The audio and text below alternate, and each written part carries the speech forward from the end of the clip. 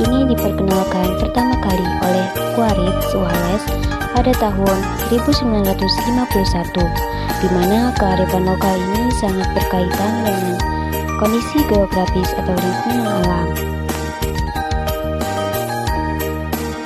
Sebelumnya, tahu gak sih kearifan lokal itu apa?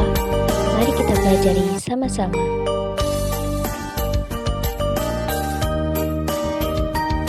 Kearifan lokal berasal dari dua kata, yaitu kearifan atau wisdom dan lokal. Lokal artinya setempat, sementara kearifan artinya bijaksana. Jadi, kearifan lokal dapat dikatakan sebagai gagasan atau pandangan yang bersumber dari sebuah tempat yang di dalamnya terdapat sifat bijaksana atau nilai-nilai baik yang tertanam dan diyakini serta dianut oleh suatu masyarakat secara turun-temurun.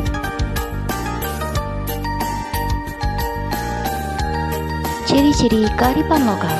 Yang pertama yaitu menjadi benteng yang menjaga eksistensi kebudayaan asli dari pengaruh perkembangan zaman maupun terpaan budaya luar.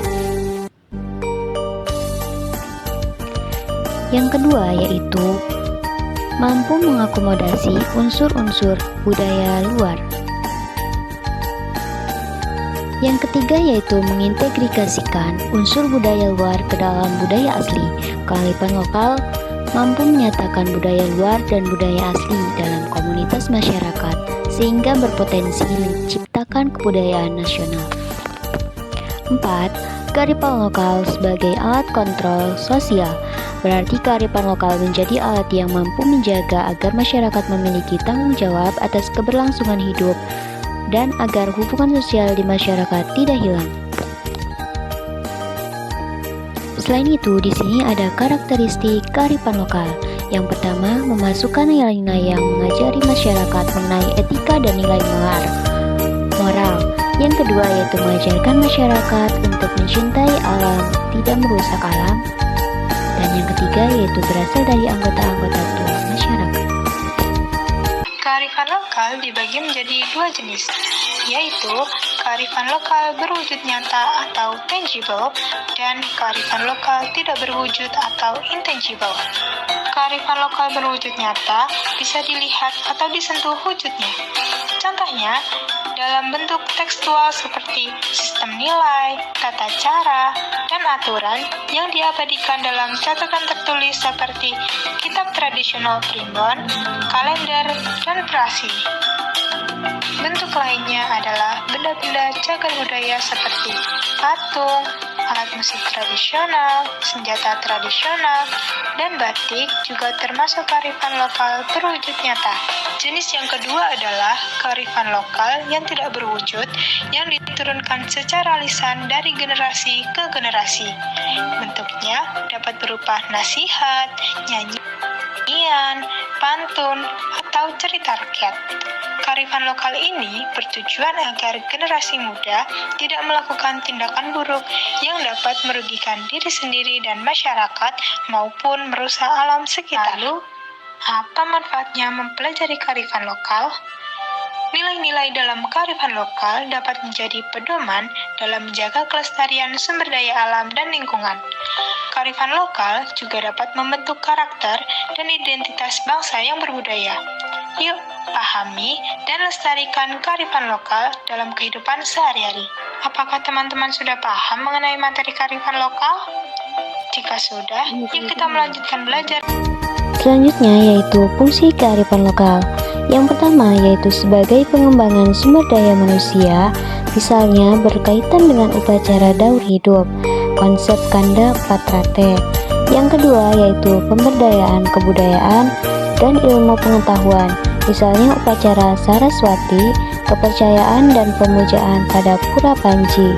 Yang ketiga yaitu sebagai petuah kepercayaan, sastra, dan pantangan. Yang keempat yaitu sebagai integrasi komunitas atau kerabat serta upacara daur pertanian. Yang kelima yaitu sebagai makna etika dan moral, misalnya dalam upacara ngaben dan pengucian roh leluhur. Yang keenam yaitu sebagai makna politik, misalnya dalam upacara adat, nangkluk, atau merana di Bali. Baik, selanjutnya kita membahas tentang rumah adat di Banten, yaitu suku Baduy.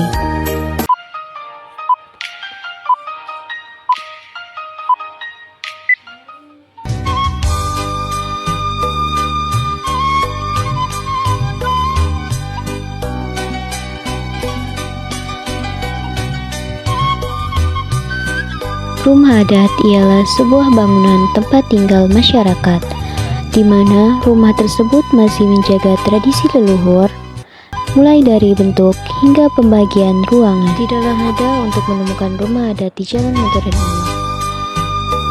Seiring perkembangan zaman, keberadaan rumah adat semakin susah untuk ditemukan. Banten salah satu wilayah yang beruntung, mengingat rumah tradisional masih tetap terjaga utuh hingga saat ini.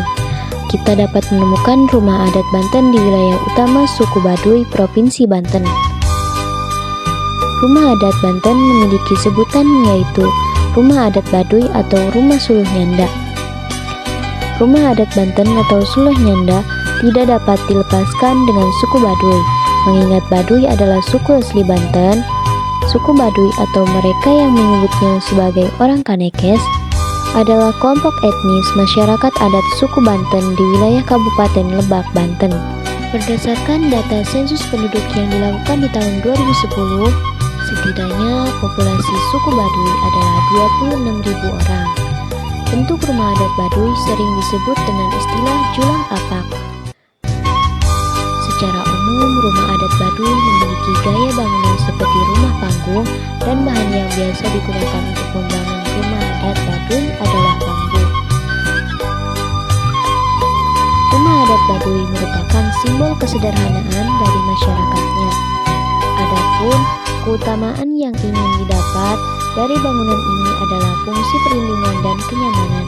Selain itu, semangat kekeluargaan di suku Baduy masih sangat kental, sehingga dalam proses pembangunan rumah adat Baduy melibatkan warga sekitar dengan cara gotong royong.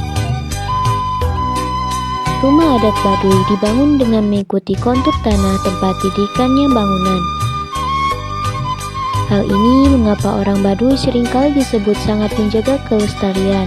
Salah satu keunikan rumah adat Suluh Nyanda seluruh rumah adat Baduy di Banten ini ialah tidak memiliki jendela, seperti halnya dengan rumah adat Indonesia pada umumnya.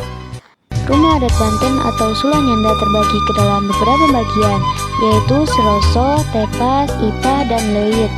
Dan setiap ruangan atau bagian memiliki tujuan dan fungsi masing-masing. Rumah adat dari Banten ini juga hingga sekarang masih lestari, sebab terdapat mereka suku Baduy yang merawat dan mempertahankan keberadaannya melalui nilai adat istiadat yang dipegangnya.